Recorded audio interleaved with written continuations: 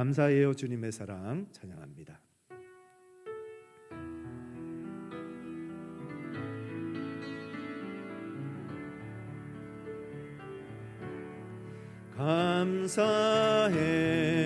감사해요 주님의 사랑 감사해요 주님의 은혜 목소리 높여 주님을 영원히 찬양해요 나의 전부이신 나의 주님.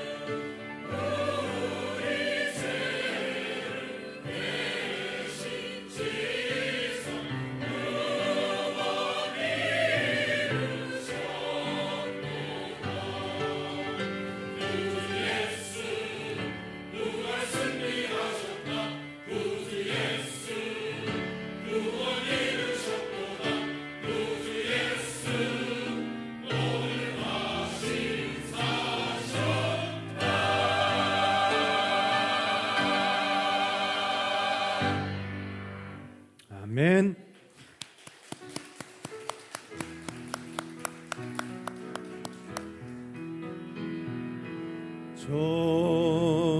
좋으신 하나님, 좋으신 하나님, 참 좋으신 나의 하나님. 우리 할렐루야 찬양대에 귀한 찬양 감사합니다. 우리 하나님 앞에 영광의 박수 다시 올려드리겠습니다. 어제 우리 봄맞이 대청소를 했습니다. 또 많은 성도님들 나오셔서 열심히 청소해 주시고 애써 주셨습니다. 그래서 교회가 한층 더 깨끗해진 것 같죠? 또 귀한 과일로 찬조해 주시기도 하시고 또 여러분으로 애써주시고 관심 가져주신 많은 분들 감사합니다. 우리 다시 한번 박수 한번 부탁드리겠습니다. 이 시간 우리에게 주시는 하나님의 말씀, 신약성경 고린도전서 3장 1절에서 9절까지 말씀입니다. 신약성경 265면 고린도전서 3장 1절에서 9절까지 말씀. 우리 한 절씩 교독하시고 마지막 절은 같이 읽겠습니다. 제가 먼저 읽겠습니다. 형제들아, 내가 신령한 자들을 대함과 같이 너희에게 말할 수 없어서 육신에 속한 자 곧 그리스도 안에서 어린 아이들을 대함과 같이 하노라.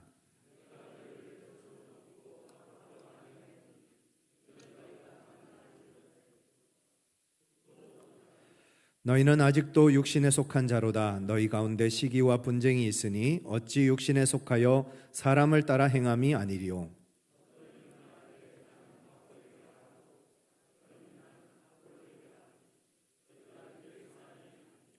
그런즉 아볼로는 무엇이며 바울은 무엇이냐? 그들은 주께서 각각 주신 대로 너희로 하여금 믿게 한 사역자들이니라.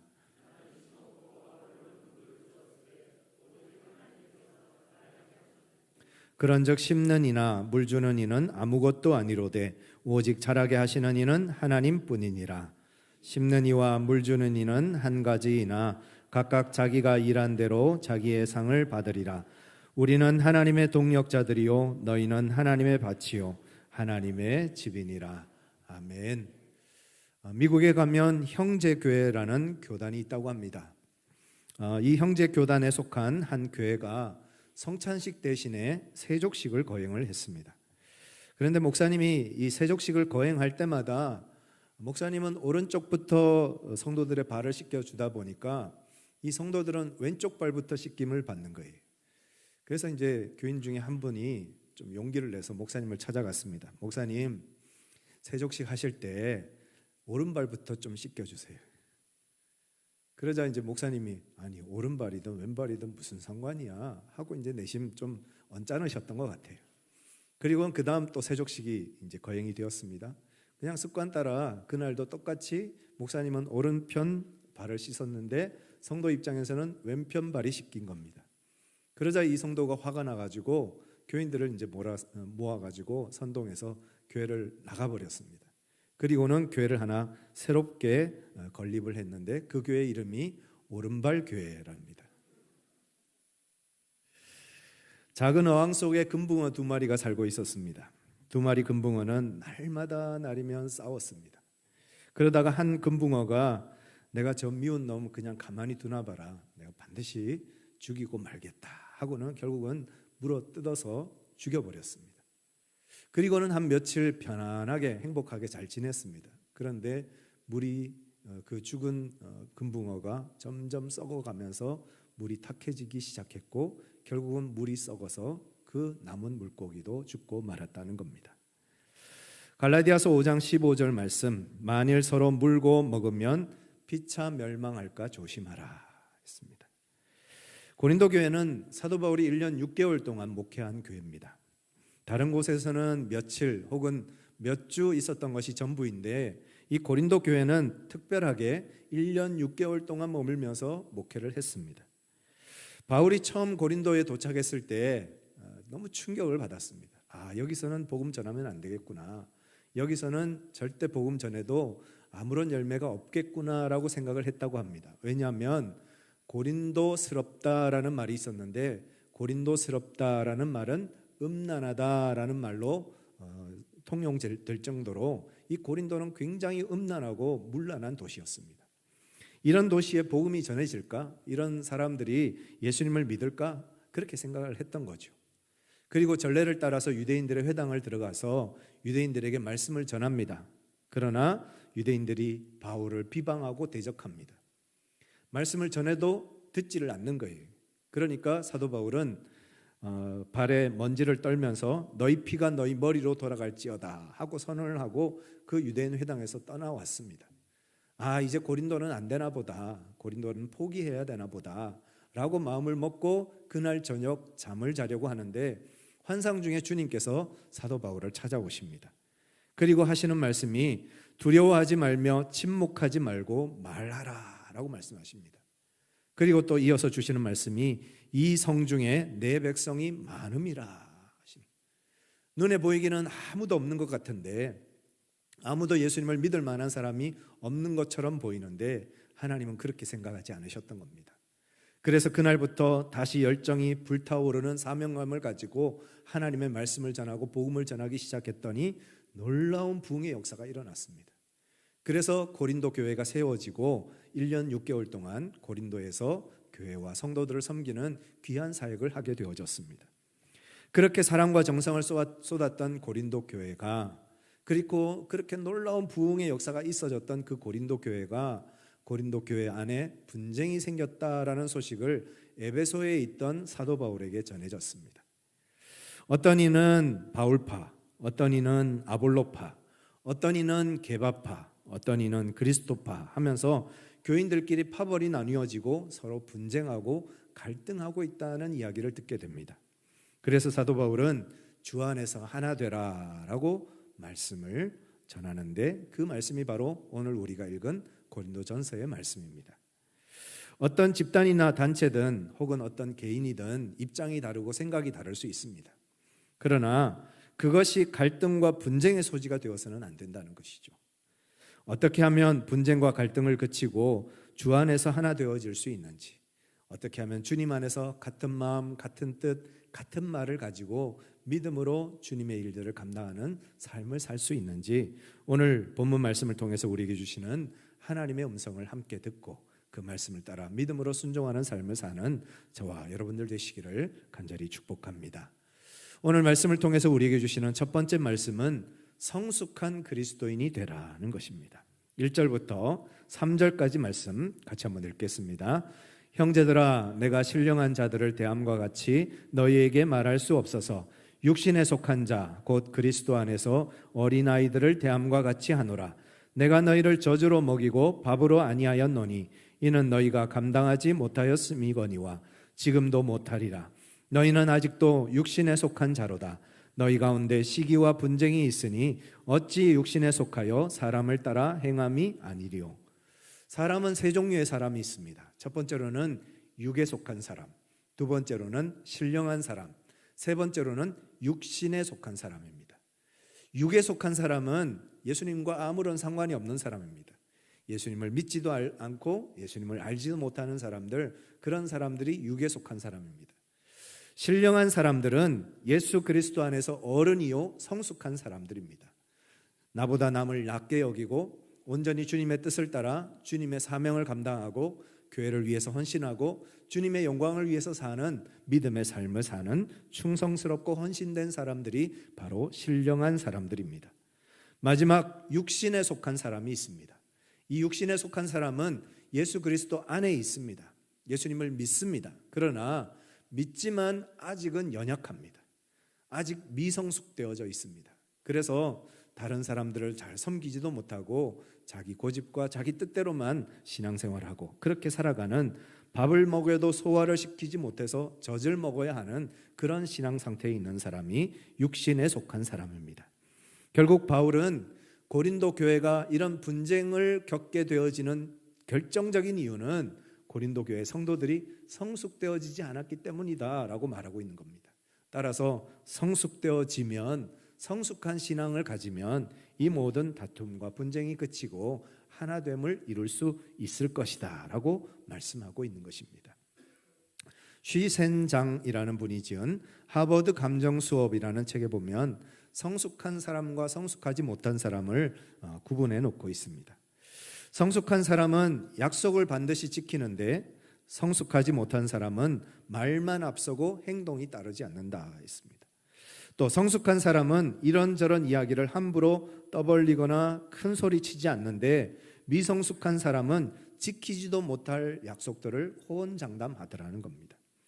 성숙한 사람은 꾸준히 지식을 쌓고 내면을 확장시켜 가는데 미성숙한 사람은 얄팍한 지식을 자랑하고 과시하는 사람이더라 합니다. 성숙한 사람은 탐욕을 부리거나 계산적이지 않은데 미성숙한 사람은 욕심이 많아서 작은 손해에도 다른 사람들을 비난하고 정죄하더라는 것입니다. 성숙한 사람은 자기중심적이지 않고 타인의 입장을 생각하고 고려하지만 미성숙한 사람은 자기밖에 모르고 모두가 자기에게 맞춰줘야만 만족하는 사람입니다. 성숙한 사람은 자신이 실수하거나 잘못된 일을 행했으면 솔직하게 자신의 잘못을 시인하는 사람이지만 미성숙한 사람은 끝까지 자신의 의로움을 주장하고 잘못을 다른 사람에게 떠넘기기가 바쁩니다. 마지막 성숙한 사람은 확고한 의지를 가지고 맡은 일에 최선을 다하지만 미성숙한 사람은 조금만 힘들고 어려워도 그만두고 멈춰버리는, 포기하고 마는 그런 사람들이더라는 것입니다. 고린도 교회가 왜 미성숙한 교회였을까요? 고린도 교회가 바울파, 아볼로파, 베드로파, 그리스도파 하고 파가 나누어져 있었습니다. 왜 이렇게 파가 많았을까요? 바울이 어떤 사람입니까? 바울은 고린도 교회를 개척한 사람이고 창립자이고 고린도 교회가 이만큼 성장하도록 애쓴 사람이었습니다. 그러니까 바울을 좋아하고 바울을 흠모하고 사랑하는 사람들이 있었습니다. 그에 비해서 아볼로는 굉장한 달변가입니다. 이 사도행전에 보면 유대인들과 성경을 가지고 토론을 해서 요즘 말로 맞짱을 떠서 이길 수 있는 대단한 언변의 기술을 가진 사람이 아볼로였습니다. 요즘식으로 말하면 설교가 굉장히 기가 막힌 설교를 했던 사람인 것 같습니다. 그러니까 그 설교를 듣고 감동해서 그 설교에 빠진 그런 성도들이 또 많이 있었습니다. 또 베드로는 어떻습니까? 예수님의 수제자잖아요. 그래도 예수님의 수제자가 좋지, 예수님의 수제자인 베드로는 나는 베드로파야 하고 주장하는 사람들이 있었습니다. 다 바울도 그렇고 아볼로도 그렇고 베드로도 그렇고 다 장점이 있고 다 위대한 사람들이고 다 훌륭한 사람들입니다. 그러나 문제는 나는 바울이 좋고 나는 아볼로가 좋고 나는 베드로가 좋고 하면서 주어가 누굽니까? 결국 나는이에요. 바울을 굉장히 위하는 것 같지만 결국은 자기중심적이고, 아볼로를 굉장히 높이는 것 같지만 결국은 자기중심적이고, 베드로를 굉장히 위하는 것처럼 보이지만 결국은 자기중심적인 신앙생활, 자기 마음에 들면 최고고 자기 마음에 안 들면 아무것도 아니다, 이런 식으로 신앙생활하는 그런 상태에 머물러 있었던 겁니다. 그래서 그 고린도 교회 성도들을 책망하면서 너희는 성숙한 그리스도인이 되어라 라고 사도 바울은 권면하고 있는 것입니다. 하나님은 저와 여러분들이 어린아이 같은 신앙 상태가 아니라 성숙한 그리스도인으로, 신령한 그리스도인으로 성장하기를 원하시는 줄 믿습니다. 교회만 열심히 다닌다고 그리스도인이 아닙니다. 우리가 그리스도를 본받아 가야 예수 그리스도를 닮아갈 때 우리가 그리스도인인 줄 믿습니다. 예전에 많이 불렀던 찬양인데 요 근래 제 마음에 계속해서 맴도는 찬양이 하나 있습니다. 그 찬양이 뭔가 하면 나의 입술의 모든 말과 나의 마음의 묵상이 주께 연락되기를 원하네. 아마 주일학교 때도 많이 부르셨을 겁니다. 근데 이 찬양을 가만히 묵상하는데 내 입술의 모든 말을 하나님이 연락해 주실까? 내 마음의 묵상과 내 생각을 하나님이 연락해 주실까? 내 말을 내가 하는 이 말을 하나님께서 받아 주실까? 하나님께서 인정해 주실까? 내가 생각하는 이 모든 생각이 내 마음에 품고 있는 이 마음을 하나님께서 받아 주실까? 생각해 보니까 참 어떻게 살아야 하는지, 또 어떤 삶을 살아가야 하는지를 다시 한번 깨닫는 시간이 되어졌습니다. 주님께서 나를 받아주실 수 있는 삶으로, 경건하고 깨끗하고 아름다운 삶으로 주님 앞에서 살게 하여 주옵소서. 그렇게 성숙한 신앙인이 되게 하여 주시옵소서. 그렇게 기도하며 주님 앞에 나아가는 저와 여러분들 되시기를 간절히 축원합니다. 두 번째로 우리에게 주시는 말씀은 나는 무익한 종이라 고백하라는 것입니다. 5절, 6절, 7절까지 같이 한번 읽겠습니다. 그런즉 아볼로는 무엇이며 바울은 무엇이냐? 그들은 주께서 각각 주신 대로 너희로 하여금 믿게 한 사역자들이니라. 나는 심었고 아볼로는 물을 주었으되 오직 하나님께서 자라나게 하셨나니 그런즉 심는 이나 물 주는 이는 아무것도 아니로되 오직 자라게 하시는 이는 하나님 뿐이니라. 바울은 복음의 씨앗을 심었습니다. 아볼로는 물을 주었습니다. 그러나 그들이 참 위대하고 대단한 일들을 많이 했지만 결국은 그 씨앗이 자라게 하신 분은 누구시라고요? 하나님이시라는 거예요. 바울이 대단하죠. 아볼로도 대단합니다. 그러나 하나님께서 그들과 함께 하지 않으셨다면 그들의 수고와 헌신은 아무것도 아니라는 겁니다. 즉 바울도 아볼로도 베드로도 하나님 앞에서 할 수 있는 말은 나는 무익한 종입니다. 나는 아무것도 아닙니다. 오직 하나님의 은혜입니다. 이 고백뿐이어야 한다는 겁니다. 모든 갈등의 시작은 어디서 시작되는가 하면 내가 누군데로부터 시작합니다. 내가 누군데 나를 인정해 주지 않아. 내가 누군데 나한테 이런 대접을 해. 내가 누군데 내가 한 이 모든 수고에 대해서 이렇게 칭찬해 주지 않아. 이런 마음이 들면서부터 모든 갈등과 문제가 시작됩니다. 그렇게 내가 누군데 하다 보면 그 다음은 너는 뭔데? 네가 왜? 이런 이제 고백이 나오는 거예요. 우리가 주님 안에서 하나 되어지고 모든 갈등과 분쟁이 없이 화해하고 일치하고 주님 안에서 한 마음 한 뜻이 되어지기 위해서는 우리에게 필요한 것이 하나 있습니다. 그게 뭐냐? 내가 죽는 겁니다. 내가 죽어야 합니다. 내가 죽어야 예수가 삽니다. 내가 살아있기 때문에 갈등하고 분쟁합니다. 그러나 내가 죽으면 모든 갈등과 분쟁이 다 사라지고 주님 안에서 하나 되어지는 역사가 일어나게 될 것입니다. 마이클 오우 목사님이 지은 나는 아무것도 아닙니다 라는 책에 보면 이 마이클 오우 목사님에 대해서 소개를 하고 있습니다. 미국에서 5개 학위를 받으셨는데요, 그 중에 4개는 아이비리그, 미국의 최고의 대학에서 받은 학위들이라고 합니다. 그래서 사람들이 그를 칭찬합니다. 야, 저 사람 하버드 나왔대. 자, 저 사람 박사학위 잘해. 참 대단하지. 참 훌륭하지. 학위가 5개나 있대. 참 놀랍지. 하면서 그를 부추겨주고 이렇게 칭찬해주면 막 어깨가 으쓱으쓱거리고 뭔가 대단한 사람이 된 것처럼 그런 마음이 들더랍니다. 그런데 이분의 마음이 결정적으로 돌아선 계기가 하나 있었습니다. 그게 뭔가 하면 외할아버지의 죽음이었습니다. 이 마이클 오의 외할아버지는 평생 예수님을 믿지 않는 사람이었습니다. 로스앤젤레스에 살고 계셨는데 이제 병환이 오셔서 이제 사실 날이 얼마 남지 않았다는 소식을 듣고 이 손자가 외할아버지를 찾아갔습니다. 그리고는 외할아버지에게 대뜸 복음을 전합니다. 열심히 외할아버지를 섬기면서 복음을 전했고 그 복음을 듣고 이 외할아버지가 예수님을 마음에 영접하고 예수님을 믿게 되어졌습니다. 그렇게 예수님을 믿게 되어진 그 외할아버지를 이제 외갓집에 모셔놓고 이제 자기가 살고 있는 집으로 돌아왔습니다. 그리고 며칠 지났더니 외할아버지가 돌아가셨다는 소식이 들려왔습니다. 그때 가족들이 너무 슬픈 겁니다. 외할아버지 돌아가셨으니 어떡해, 너무 슬프다, 너무 괴롭다, 그런 마음이 드는데 그때 이 손주인 마이클 오 목사님이 가족들에게 자기가 했던 이야기를 설명을 한 겁니다.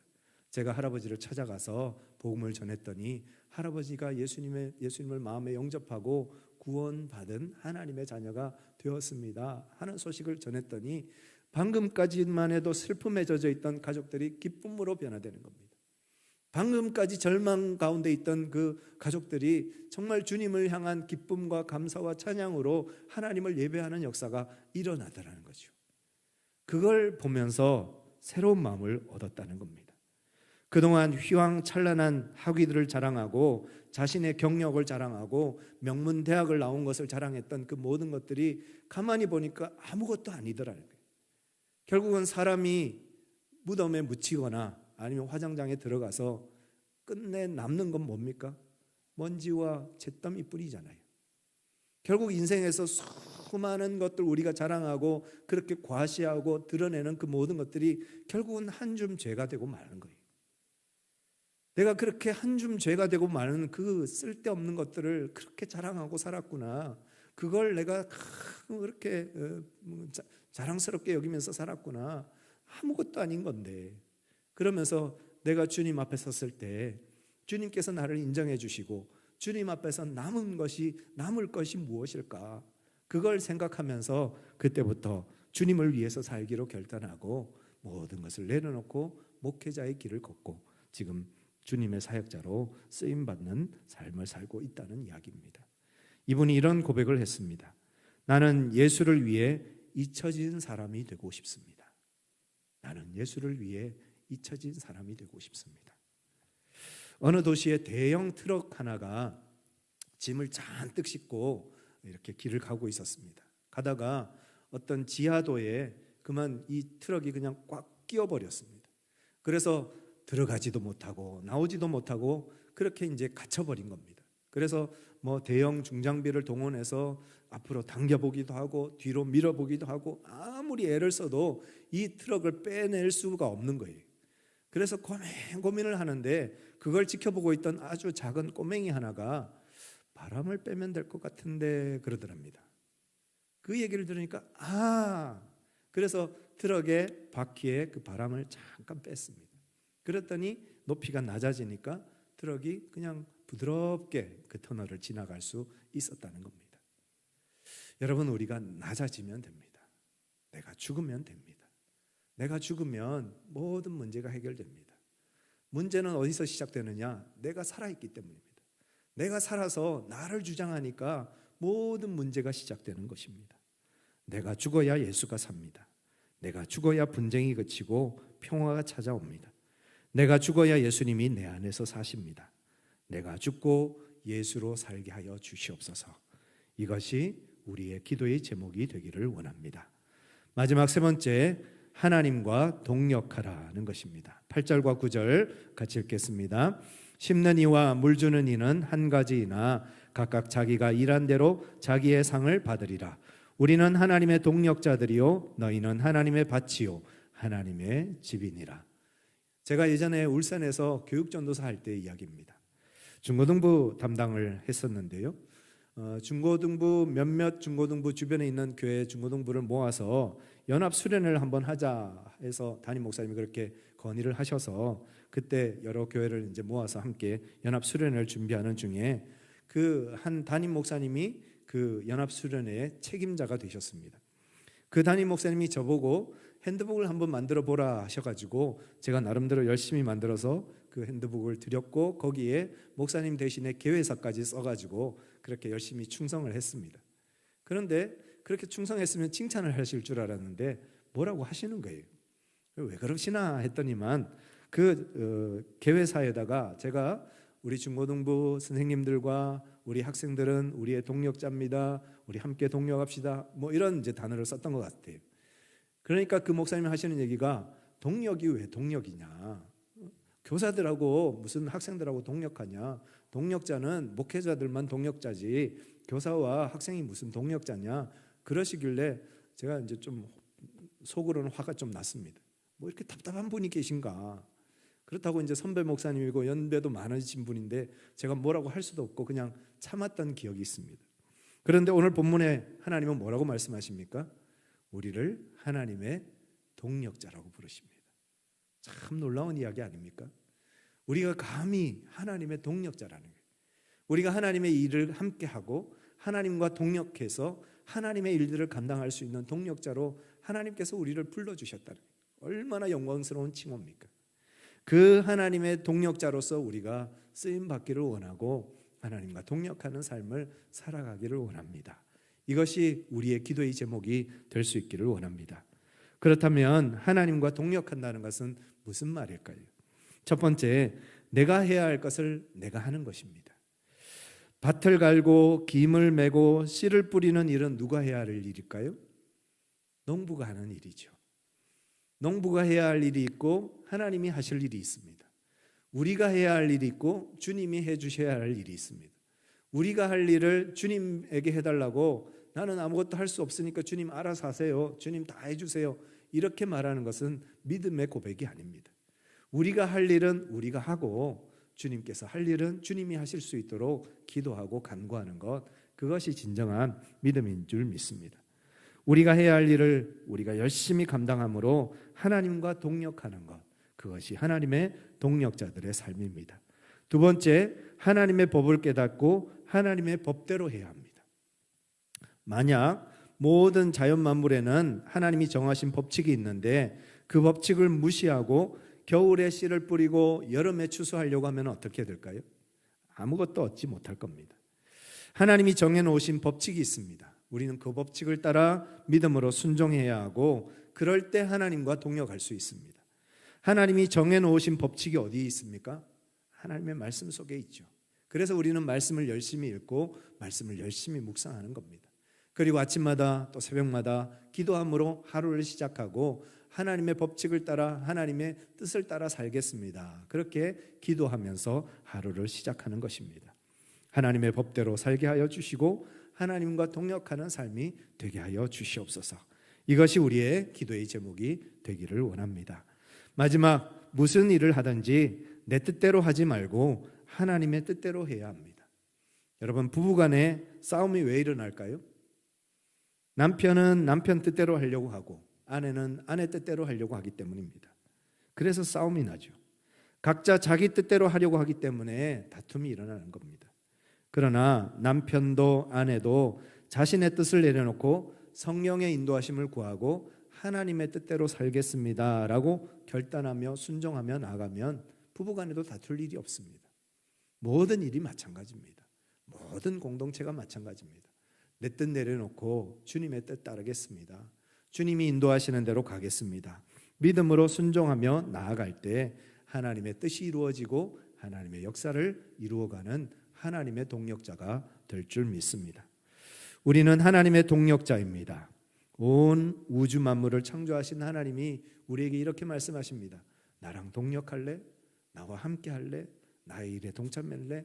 여러분, 어떻게 응답하시겠습니까? 믿음으로 순종하겠습니다. 주님 따르겠습니다. 주님과 동역하는 기쁨을 누리겠습니다. 믿음으로 결단하고 믿음으로 순종하는 삶을 사는 우리 모두가 되기를 원합니다. 그렇게 할 때 모든 갈등과 분쟁은 그치고 주님 안에서 하나 되어져서 하나님의 온전하신 뜻을 이루는 거룩한 성도로, 또 거룩한 교회로, 거룩한 주의 제자로 우리 모두가 쓰임받게 될 줄 믿습니다. 우리 말씀 생각하시면서 같이 한번 기도하시겠습니다. 하나님, 내 뜻과 내 생각, 내 마음 내려놓고 오직 주님의 뜻에 순종하며 주님의 뜻을 따라 걸어가는 삶이 되게 하여 주옵소서. 하나님의 동력자로 쓰임받게 하여 주시고 하나님의 영광을 나타내는 믿음의 삶, 은혜의 삶을 살아가게 하여 주옵소서. 우리 함께 기도하시겠습니다. 사랑과 은혜가 충만하신 아버지 하나님, 오늘도 하나님께서 우리를 사랑하러 품어주셔서 주의 말씀 앞에 서게 하시고 주님 앞에 서게 하여 주심을 감사합니다. 내 고집, 내 생각, 내 뜻 내려놓고 주님 안에서, 주님 앞에서 내가 죽게 하여 주시고 주님의 온전하신 뜻을 따라 믿음으로 순종하며 나아가는 은혜의 삶, 축복의 삶을 살아가는 우리 모두가 되게 하여 주옵소서. 그래서 모든 분쟁과 갈등을 그치고 주님의 온전하신 뜻을 이루며 주님 안에서 하나 되어져서 하나님의 평화와 하나님의 기쁨과 하나님의 나라를 전하는 믿음의 삶, 은혜의 삶을 살아가는 온전한 삶이 될 수 있도록 주께서 함께하여 주옵소서. 하나님의 뜻을 따라, 하나님의 인도하심을 따라 우리가 나아갈 때 우리에게 힘 주시고 우리에게 능력 주시고 우리에게 은혜 주시는 그 살아계신 하나님을 우리가 믿고 의지합니다. 오직 주님만 따라 걸어가는 우리 모두가 되게 하여 주시고 오직 하나님의 역사를만을 이루어가는 우리의 모든 삶이 될 수 있도록 주께서 함께하여 주시옵소서. 사랑과 은혜가 충만하신 아버지 하나님, 우리가 더욱더 주님 앞에서 성숙된 그리스도인이 되어지기를 원합니다. 육신에 속한 자가 아니라 신령한 자로 온전한 하나님의 뜻을 따라 믿음으로 순복하는 삶을 사는 하나님의 거룩한 백성 되게 하여 주옵소서. 우리의 연약함을 다 주님 앞에 내려놓고 내가 죽음으로 주님의 뜻이 이루어지는 믿음의 삶, 은혜의 삶을 살게 하여 주옵소서. 그래서 주님 안에서 하나 되어져서 같은 마음, 같은 뜻, 같은 말을 가지고 주님의 역사를 이루어가는 하나님의 동력자로 쓰임받는 우리 모두가 되게 하여 주옵소서. 우리 주 예수 그리스도의 이름으로 간절히 기도드리옵나이다. 아멘. 다 같이 일어나셔서 함께 찬양하시겠습니다.